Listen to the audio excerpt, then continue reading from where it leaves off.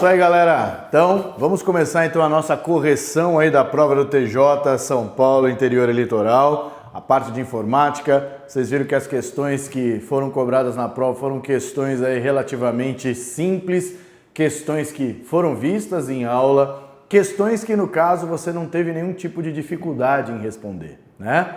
E aí no caso, eu acredito que você tenha acertado a grande maioria dessas questões aí, que ao todo foram 14, né, na sua prova. Então vamos a ela.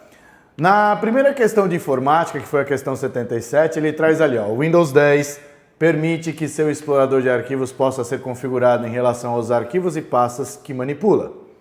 Uma das configurações permitidas é ocultar, e aí ele está falando, olha, o explorador de arquivos, né, que é o gerenciador de arquivos do Windows 10, permite que você possa ocultar arquivos e pastas que estão lá dentro. Beleza? Isso você já sabe que a gente viu em aula, né? Só que, o que ele está trazendo nas alternativas? Algumas situações que você deve analisar se realmente pode acontecer ou não. Então, quando ele fala assim, ó, uma das configurações permitidas é ocultar os arquivos que não foram ainda avaliados pelo antivírus. Bom, isso daí não traz nenhum tipo de restrição. Quando a gente quer ocultar um arquivo, independentemente de ter sido avaliado pelo antivírus ou não, eu posso tornar aquele arquivo oculto. Basta a gente ir em propriedades do arquivo, né, botão direito do mouse, aí você tem lá embaixo, né, os atributos que aquele arquivo ou pasta podem ter. Somente leitura, o oculto. E eu marco oculto e acabou. Entendeu? Então a alternativa A não pode ser. B, os arquivos criptografados ou protegidos por senha. Então, né, uma das configurações permitidas, os arquivos criptografados ou protegidos por senha, somente esses caras? Não. Independente dele estar protegido por senha ou não, posso torná-lo oculto. Então, a alternativa B também não pode ser. C, os arquivos não manipulados há pelo menos um ano. Não, eu não tenho esse tipo de restrição, galera. Tanto faz se o arquivo ele está lá, né, sem ser manipulado há 1 ano, 2 anos, 3 anos, aí eu achei aquele arquivo e falo, pô, vou deixar esse arquivo oculto. Você pode, não existe nenhum tipo de restrição em relação a isso. Aí ele traz as extensões dos tipos de arquivos conhecidos. Bom, o que ele quer dizer com isso? Que no seu computador você vai ter extensões de arquivos do tipo conhecidos, do que? Arquivos de imagem, arquivos de vídeo, arquivos de texto, arquivos de planilha. Então, quer dizer, posso tornar qualquer uma dessas extensões aí oculta? Posso. Então, quer dizer, a alternativa correta já pode ser a alternativa D, mas a gente analisa aí. Os arquivos de aplicativos, né, não licenciados para o Windows 10. Então, quer dizer que eu só posso ocultar esses caras? Também não. Então, quer dizer, a única alternativa correta que nós temos lá é a alternativa D, as extensões dos tipos de arquivos conhecidos. Na nossa aula aqui no Instituto, a gente falou, né, justamente da possibilidade de tornar alguns arquivos que nós temos no nosso computador com o atributo oculto, né? Ou a gente transformar uma pasta que nós temos, né, mudando, disfarçando a pasta, mudando o ícone, né?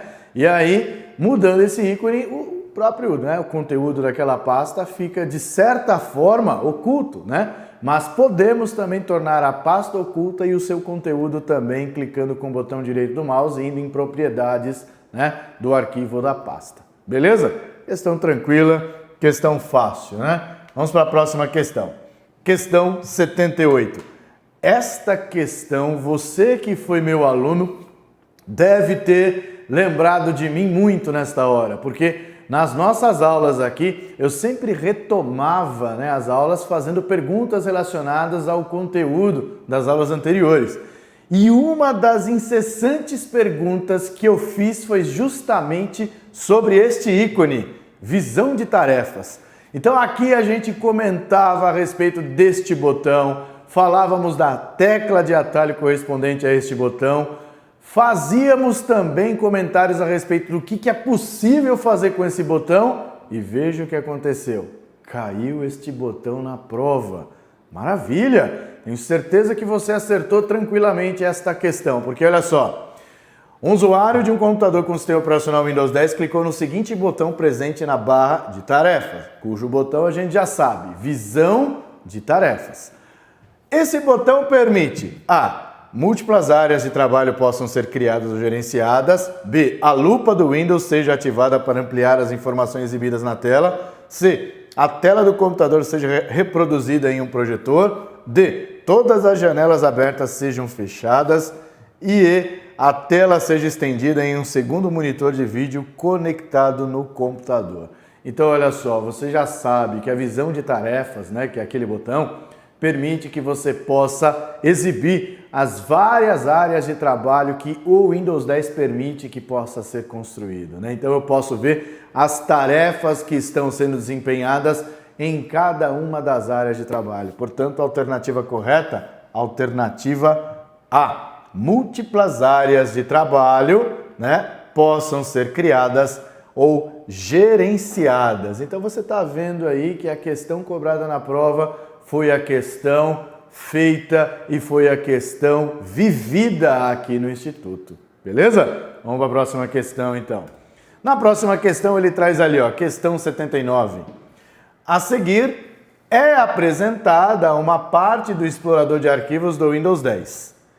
A seta para cima, presente antes da barra de endereço, se destina a... Então você está vendo aqui a imagem, né? E ele fala da seta antes da barra de endereços apontada para cima. Então, muitas pessoas ficaram atentadas a ver este ícone aqui na prova. Só que não é sobre este ícone que ele está falando.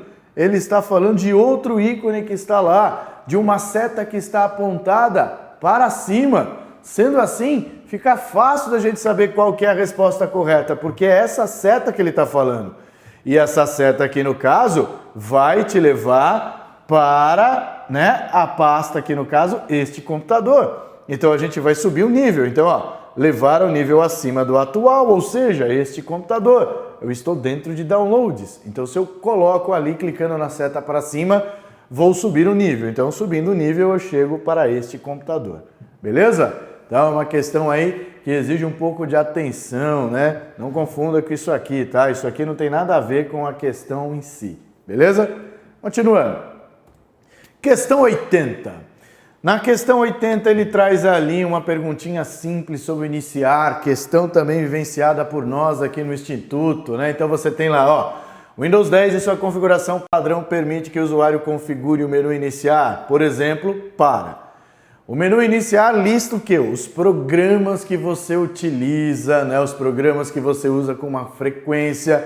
O iniciar do Windows 10 traz os programas em ordem alfabética. A gente falou muito disso sobre, né, justamente o iniciar nas aulas aqui no Instituto. Então, olha só, a alternativa A, ele fala que o botão iniciar, né, o próprio ícone iniciar, ele ativa automaticamente a ajuda do Windows a cada erro do usuário. Não, isso jamais aconteceu, né? B. Indicar os aplicativos que não foram certificados para o Windows 10. Também não, isso não é função do iniciar. C. Bloquear aplicativos que possam estar infectados por vírus. Também não, isso não faz parte do iniciar. D. Restaurar programas apagados acidentalmente. Então, o Windows ainda não tem este recurso, galera. E aí então sobrou o quê? Mostrar os aplicativos mais usados, mostrar os aplicativos que você tem no seu computador, mostrar os aplicativos instalados, entendeu? Então, a única alternativa possível que você poderia marcar seria a alternativa E, beleza? Então, questão também tranquila e vivenciada aqui, né, nas nossas aulas de informática. Questão 81. Na questão 81, ele traz assim, ó, no sistema operacional Windows 10, uma das maneiras de encontrar algum programa ou aplicativo disponível no computador é... Então, olha só, aqui ele está fazendo uma pergunta relacionada à forma de pesquisa de arquivos, programas, pastas que nós temos no computador. Nós comentamos bastante a respeito da Cortana nas nossas aulas. O que é a Cortana? O assistente pessoal, né, da Microsoft, o assistente pessoal que está ali no Windows 10. E justamente comentei com vocês que o assistente pessoal aqui da Microsoft, a Cortana, ela não está ainda apta para fazer o uso da língua portuguesa. Então, quando você fala com ela, ela não entende direito o que você está falando. Então, o que acontece? Muitas vezes você fala, ô Cortana, abre o Word para mim. Ao invés de ela abrir o programa Word, ela pesquisa o Word lá na internet, no Bing, entendeu? Então, quer dizer, ela não entende direito, mais ou menos, né, ainda a língua portuguesa. Mas se você tiver o Windows em inglês, falar fluentemente em inglês, ela vai te entender perfeitamente, porque ela foi projetada para falar em inglês, para entender o inglês também, né? Mas enfim, o ícone da Cortana, que também está presente ali na barra de tarefas, né, do Windows 10, é utilizado para fazer pesquisa. Então, dentro das alternativas que nós temos, ele fala, a alternativa A, ele fala, pressionar a tecla do logotipo do Windows P, né, o Windows mais P no caso, que provocará a exibição de todos os programas disponíveis. Não. B. Digitar o nome do programa ou aplicativo na caixa de pesquisa na barra de tarefas. Opa, tá interessante esse daqui. Vamos continuar a ler. Selecionar o ícone Programas e Aplicativos na barra de tarefas que exibe todos os programas ou aplicativos instalados. Bom, isso aí não existe. Digitar o nome do programa ou aplicativo na barra de pesquisa do Edge. Se eu digitar na barra de pesquisa do Edge, eu vou pesquisar na internet, né? Depois, E. Selecionar o ícone de busca de programas no painel de controle e digitar o nome do programa ou aplicativo. Não, gente. Então, a única alternativa possível de ser assinalada é a alternativa B. Professor, onde que fica isso aí no Windows 10? Aí eu vou te mostrar, olha só. Acompanha aqui comigo. Então, ó, duplicando aqui a nossa tela, a gente vai ver que o Windows 10 traz para a gente na barra de tarefas o ícone de pesquisa, né? Então acompanhe aqui comigo.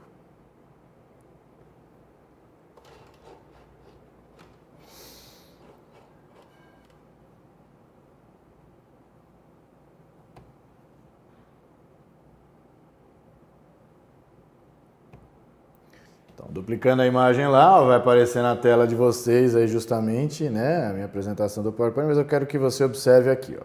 Bom, ampliando, na nossa barra de tarefas, né, nós temos todos os ícones que estão fixados lá, mas nós temos ao lado do iniciar o ícone da Cortana. Esse ícone da Cortana é o ícone de pesquisa.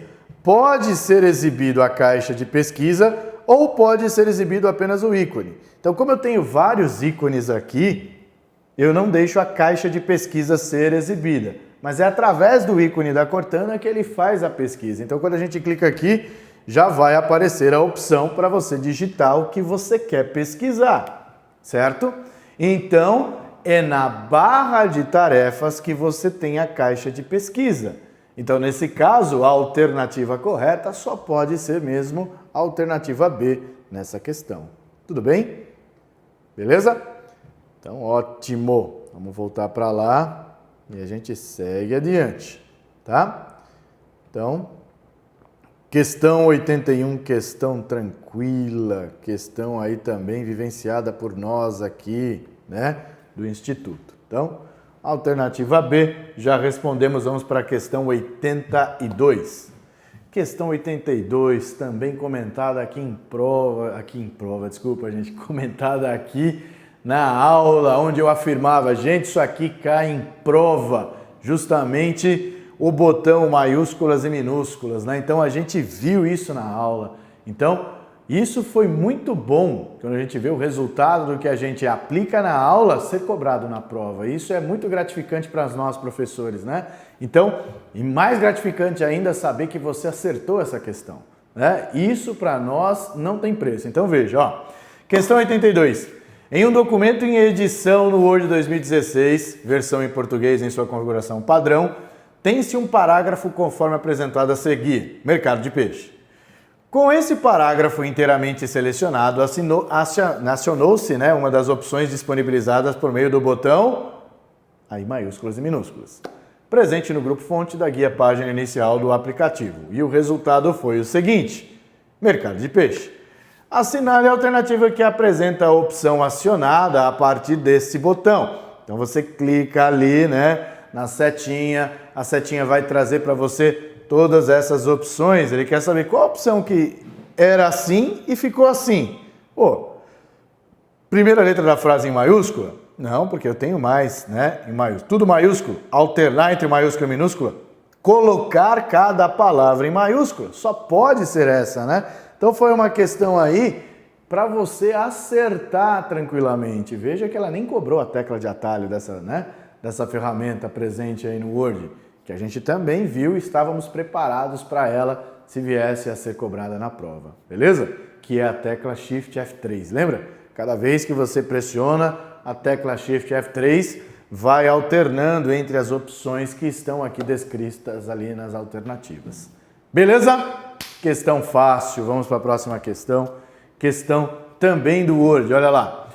Considere o seguinte botão presente na guia página inicial do Word 2016, versão em português e sua configuração padrão.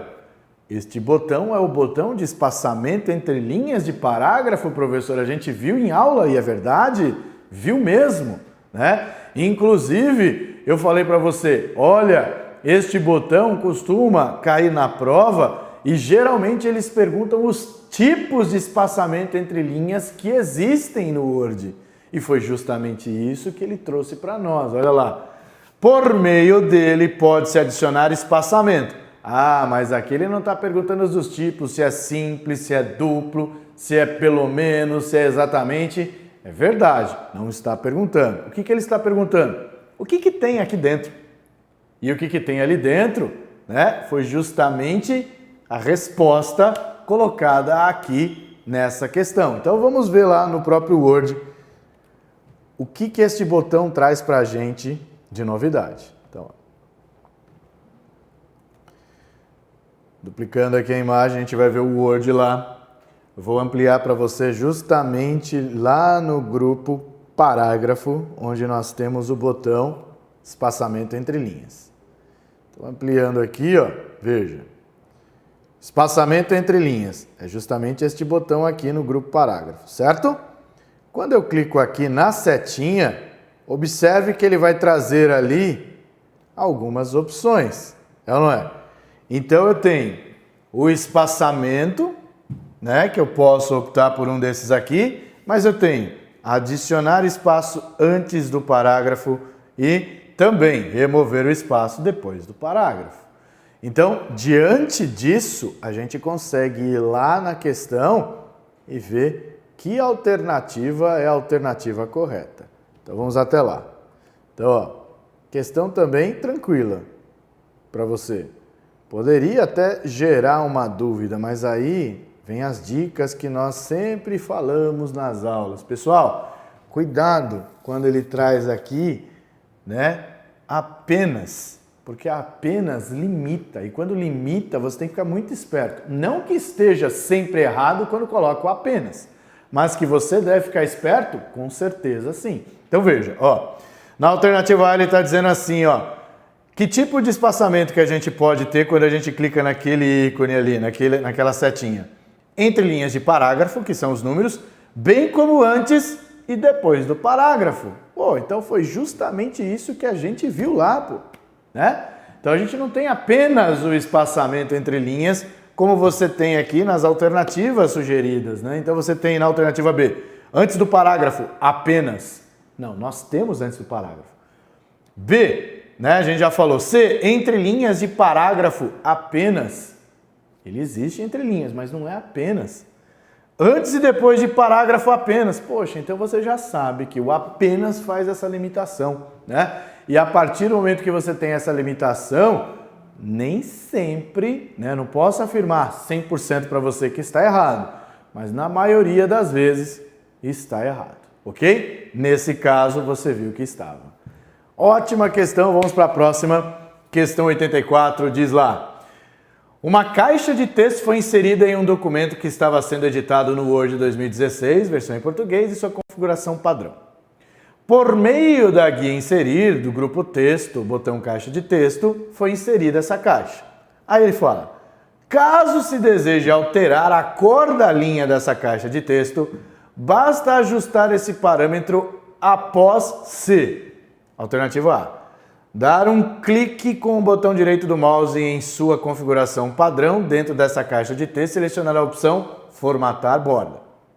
Dar um duplo clique com o botão esquerdo do mouse em sua configuração padrão dentro dessa caixa e com esse parâmetro será apresentado um quadro. C. Dar um duplo clique com o botão esquerdo do mouse em sua configuração padrão sobre a borda dessa caixa que esse parâmetro será apresentado um quadro. D. Selecionar a caixa de texto e pressionar a tecla de atalho Ctrl T que esse parâmetro será apresentado em um quadro. E depois, E. Dar um clique com o botão direito do mouse em sua configuração padrão sobre a borda dessa caixa de texto e selecionar a opção Formatar forma. Então vamos fazer isso daqui no próprio Word para ver como é que funciona. Então olha só. Então, voltando para cá para o Word, nós vamos duplicar. Vamos inserir aqui, né, uma caixa de texto. Caixa de texto simples mesmo, pronto, a caixa de texto já está lá inserida. Vamos ampliar para você acompanhar o que eu vou fazer.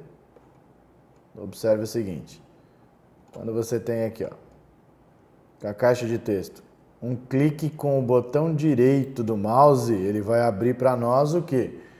Né? O menu de contexto. E dentro do menu de contexto, você tem ali embaixo um elemento chamado Formatar forma. E quando você clica em Formatar forma, ele abre as opções de formatação da forma, onde você pode mudar a cor da linha se quiser, tá? Então eu tenho a cor aqui e troco para a cor vermelha, no caso. Ele troca a linha ali para a cor vermelha, como você vê lá na imagem da tela, tá bom? Então, diante disso, a gente volta para lá e aí você vai ver que realmente a única alternativa ali possível de ser assinalada é a alternativa E. Vamos até ela lá. Então, observa lá. Então, E. Alternativa, dar um clique com o botão direito do mouse em sua configuração padrão sobre a borda dessa caixa de texto e selecionar a opção Formatar forma. E aí você escolhe a cor que você bem entender. Tudo bem? Então, olha só. Alternativa aí, no caso, alternativa E, alternativa tranquila, de acordo com as outras opções que você viu ali, né? Colocadas nas alternativas. Vamos para a questão 85, questão de Excel. E adivinha qual foi a função cobrada na prova? Função C. Acompanhada do quê? Acompanhada da função menor e maior que a gente fez vários exercícios aqui na aula, né? Então, quer dizer, quando você bateu o olho nessa função C, eu acredito que você abriu o sorriso e falou: nossa, eu consigo fazer essa questão agora tranquilamente, porque nas aulas de informática a gente fez uma série de exercícios e aí você com certeza acertou essa questão, né? Então veja, função C. Função C está dizendo aqui, ó, se o menor, né, o quinto menor número for diferente do sexto maior número, valor verdadeiro é o menor, valor falso é o maior. Então, é só você observar o seguinte, eu vou escrever a função aqui na lousa e aí a gente desmembra, né, direitinho. Então, o que nós temos lá? C menor, aí a gente abre aqui o parênteses, A1, 2 pontos, C4, ponto e vírgula 5, for diferente de maior, aí a gente coloca aqui A1, 2 pontos, C4, ponto e vírgula 6, ponto e vírgula. Aí o valor verdadeiro eu vou colocar aqui embaixo. Menor A2, 2 pontos, B3, ponto e vírgula 2. E o valor falso aqui embaixo. Maior A1, 2 pontos, B4, ponto e vírgula 3. Fecha o parênteses daqui, fecha o parênteses da função C. Então vamos desmembrar a função C, como eu falei para vocês fazerem quando cair na prova. Primeiro, quem é a nossa condição? Condição é se o menor for diferente do maior. Então essa aqui é a condição. Após a condição, separado por ponto e vírgula, você tem o valor verdadeiro. E após o valor verdadeiro, você sempre terá o valor falso. Isso foi falado exaustivamente nas nossas aulas aqui no Instituto, né? Então veja. Primeiro vamos descobrir se a condição é verdadeira ou falsa. Então ele quer o quinto menor número no intervalo de A1 a C4. Então olhando aqui na tabela, o intervalo de A1 até C4 é todo o intervalo que nós temos aqui. Então vamos ao quinto menor número. Primeiro menor número é 1, segundo menor número é o 2, terceiro menor número é o 2, quarto menor número é o 3 e quinto menor número é o 4. É isso? É isso aí. Aí você tem aqui o seguinte, ó. Aí você tem maior. Aí você tem o sexto maior número. Sexto maior número. Primeiro maior, segundo maior, terceiro maior, quarto maior, quinto maior, sexto maior. Então vamos analisar e colocar aqui os valores correspondentes a cada um deles.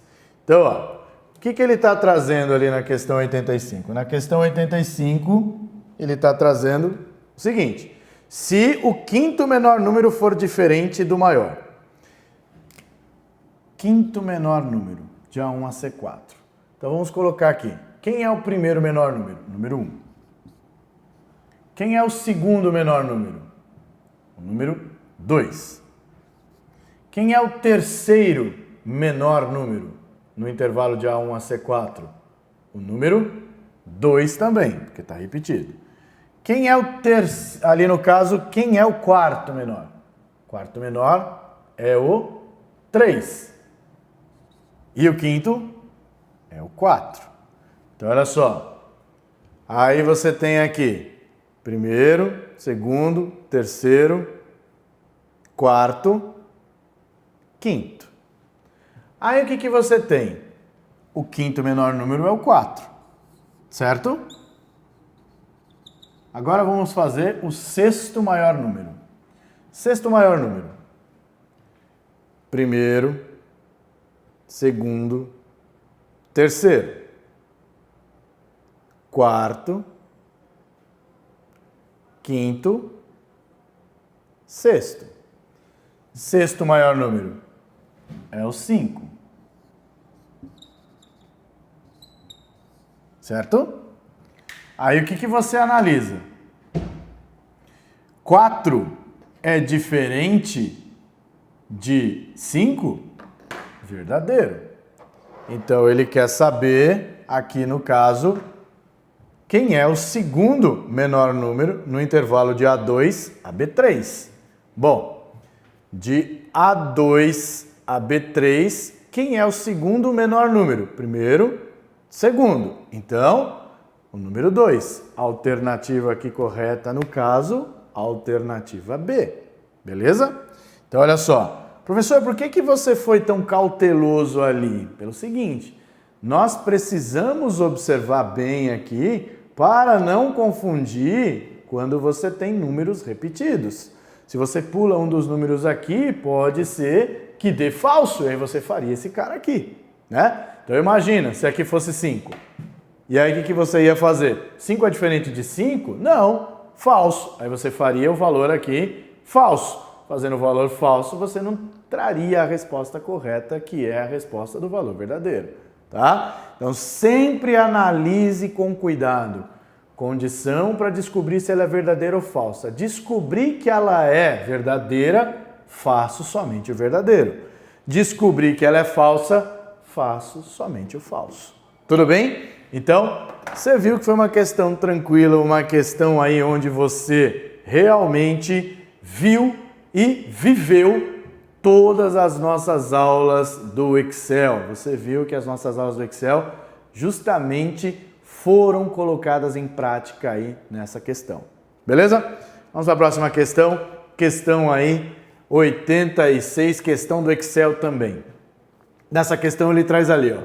Analise a seguinte janela gerada quando um usuário estava imprimindo a sua planilha no Excel 2016, né? Na sua versão em português, na configuração padrão, e aí ele fala, ao se apertar o botão imprimir dessa janela, essa aqui, em todas as páginas impressas da planilha, será ou serão repetidas na parte superior da folha o quê? Aí você vê aqui, linhas a repetir na parte superior. Então, ele está trazendo aqui 1 e 3, certo? Beleza. O que você está vendo ali? Uns 2 pontos, né? 2 pontos sempre remete a intervalo. Nesse caso aqui, também. Ele está trazendo ali da linha 1 até a linha 3 que vai ser repetida.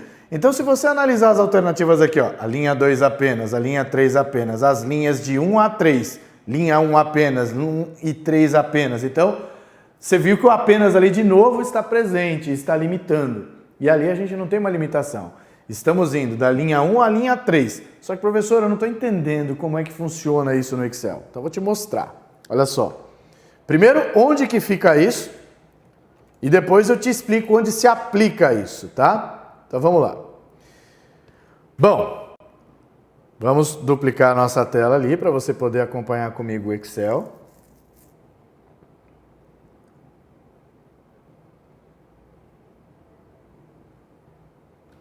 Então,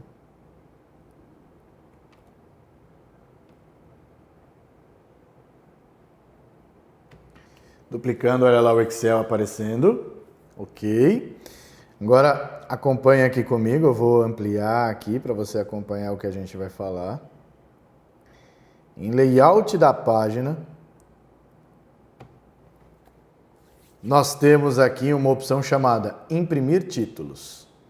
Não sei se você consegue enxergar, vou ampliar para você ver bem.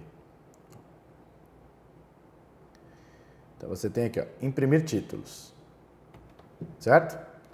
Muito bom. E aí ele abre exatamente aquela imagem que você viu ali na prova. Então, linhas a repetir na parte superior. Quando eu clico aqui, o próprio Excel traz para mim a opção de eu selecionar quais as linhas que eu quero que sejam repetidas. Então, eu quero que sejam repetidas linhas 1, 2 e 3. Olha o que aparece ali. Tá vendo? Então, exatamente o que está lá na sua prova. Linhas 1 até 3. Professor, mas por que eu iria repetir isso na parte superior? Imagine o seguinte, você tem ali uma planilha do Excel que é longa, que é comprida. Isso significa o quê? Que na parte superior, né, do início da sua planilha, você vai ter lá uns títulos. E esses títulos, no caso, eles não vão se repetir nas próximas páginas impressas. Por quê? Porque só está lá na parte de cima. Quando você opta por justamente repetir os títulos, nas próximas páginas em que você tem aquela informação que é longa, ele vai trazer o título de novo, para que você saiba exatamente qual parte da coluna que você está, sobre que assunto que você está em cada página. Então, é uma ferramenta útil para o Excel. Não muito utilizada, mas quando você tem ali uma planilha que é longa, você pode sim repetir então os títulos que estão ali naquelas linhas. E aí você define, por exemplo, se o título ele está mesclado em várias linhas, ali no caso, você pode selecionar aquele intervalo para que ele repita aquilo na impressão. Tudo bem? Então, não foi uma questão difícil, foi uma questão aí até de lógica. Lembra que a gente comentou nas nossas aulas que, olha, provavelmente você tenha que usar o raciocínio lógico para acertar algumas questões do Excel.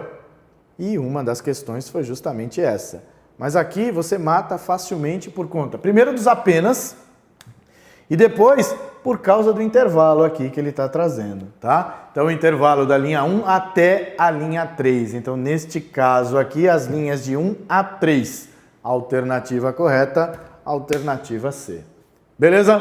Vamos para a próxima questão aqui, ó. Questão no caso 87, questão do Excel de novo. Então o que ele traz aqui, ó? Um usuário do Excel, né, 2016, na versão português de sua configuração padrão, possui uma planilha com o seguinte conteúdo, essa aqui. Aí o que ele fez? Em um dado momento, esse usuário selecionou as células no intervalo de A1 até C3, conforme apresentado a seguir. Então ele fez isso aqui, ó. Caso a partir do botão, que esse daqui é o que a gente chama de botão autossoma, disponível a partir da guia página inicial do aplicativo, seja selecionada a opção soma, o resultado produzido nas células A3, B3, C1, C2 e C3, que são justamente essas células aqui, né? Será, primeiro, aí ele traz um dado, o símbolo hífen aqui no caso representa a célula não alterada, ou seja, não há alteração na célula. Veja, se eu selecionar todo este intervalo aqui, nós aprendemos nas nossas aulas que a partir do momento que você clica ali no botão autossoma, né? Seja no intervalo próximo aqui, ele vai trazer a somatória da coluna, aqui nesse intervalo ele vai trazer a somatória justamente da linha, e no caso selecionando todo este intervalo total e clicando em autossoma na opção soma, ele somará todo o intervalo selecionado. Então quer dizer, todos os espaços vazios que estão ali terão valores, terão números. Então a alternativa correta que você tem aqui é justamente a alternativa que não tem a célula não alterada. Então veja, qual a alternativa correta aqui? A alternativa, neste caso aqui, é a alternativa B. Professor, pode mostrar como é que funciona isso? Claro, vamos ver aqui, ó. Veja, vou colocar aqui no Excel.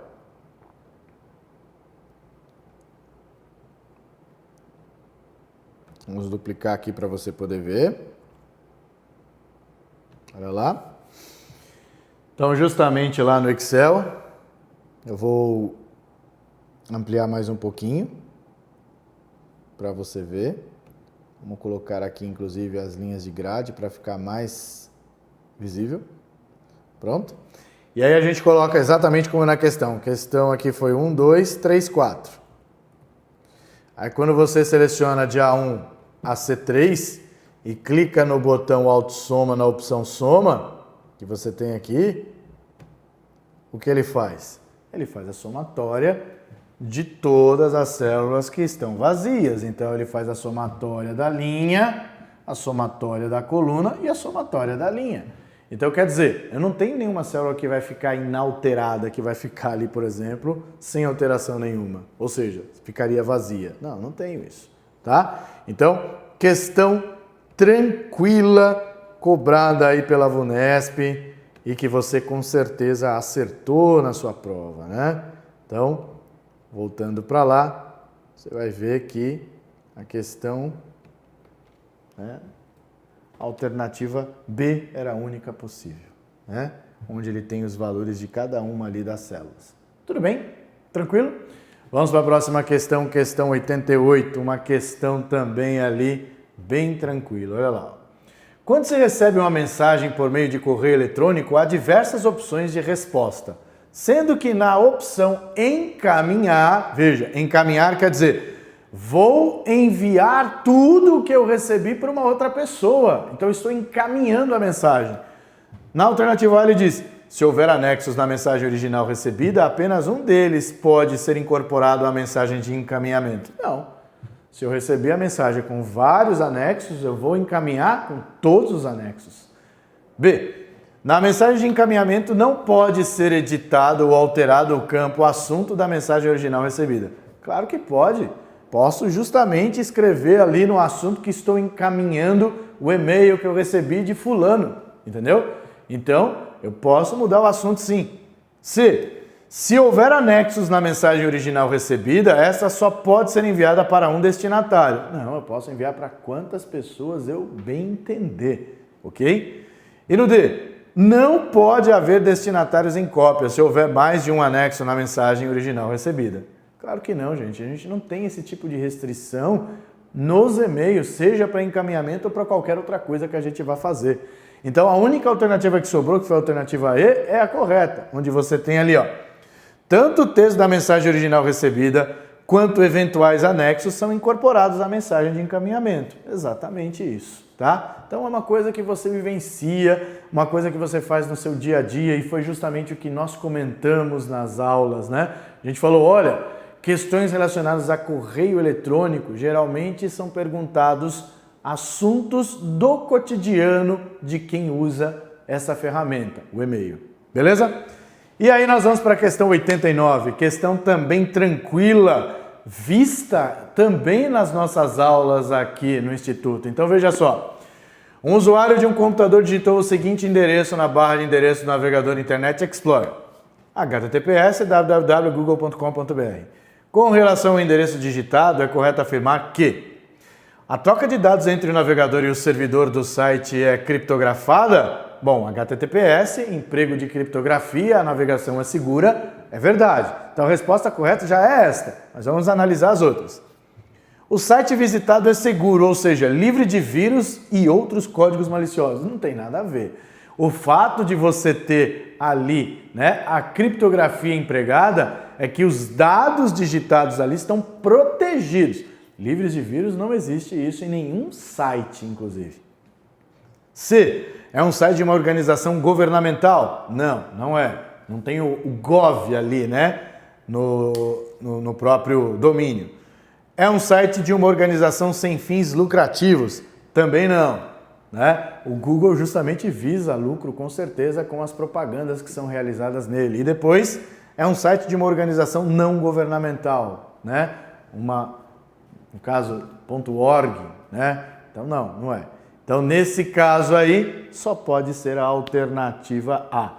Questão essa que já foi cobrada pela VUNESP em provas anteriores, entendeu?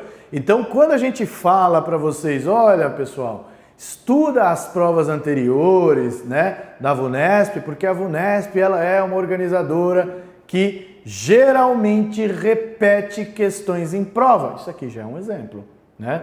Isso aqui foi vivenciado por nós em aula, onde eu apontei para vocês uma questão exatamente igual a essa. Tudo bem? Beleza? E aí nós vamos para a nossa última questão da prova aí de informática, né? A prova, na parte de informática, questão 90. Olha lá. Utilizando-se o site de busca Google, deseja-se pesquisar apenas as páginas que contenham exatamente a frase feriados no Brasil. Para isso, deve-se digitar na caixa de pesquisa do site o seguinte. Bom, frase exata, exatamente a frase. Então, quer dizer, eu só posso pesquisar algo que seja exatamente aquilo que está escrito, colocando o que está escrito entre aspas.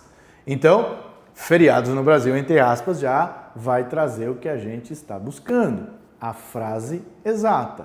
Beleza, galera?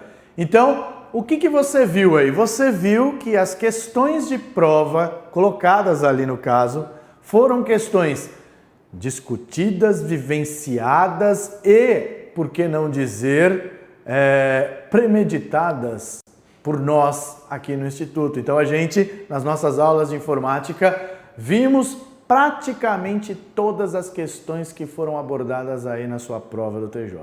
Tá certo? Então, espero que você tenha acertado o maior número de questões aí de informática. Eu quero que você gabarite. Fico feliz, né, em ver que as questões ali cobradas na prova foram questões realmente vistas nas nossas aulas, em sala de aula. E também falo para você o seguinte, agora que você já está aprovado, fica para você a dica da segunda fase, que é a fase de digitação. Nós aqui do Instituto vamos preparar um vídeo para você com dicas de como você pode se preparar para esta segunda fase. Então, esperem, aguardem esse vídeo que eu vou gravar para vocês, mostrando inclusive, né, sites que traz para você, por exemplo, simulações de como que você pode fazer a digitação exatamente como vai ser cobrado lá na segunda fase. Tudo bem? Forte abraço para você e até a próxima. Valeu!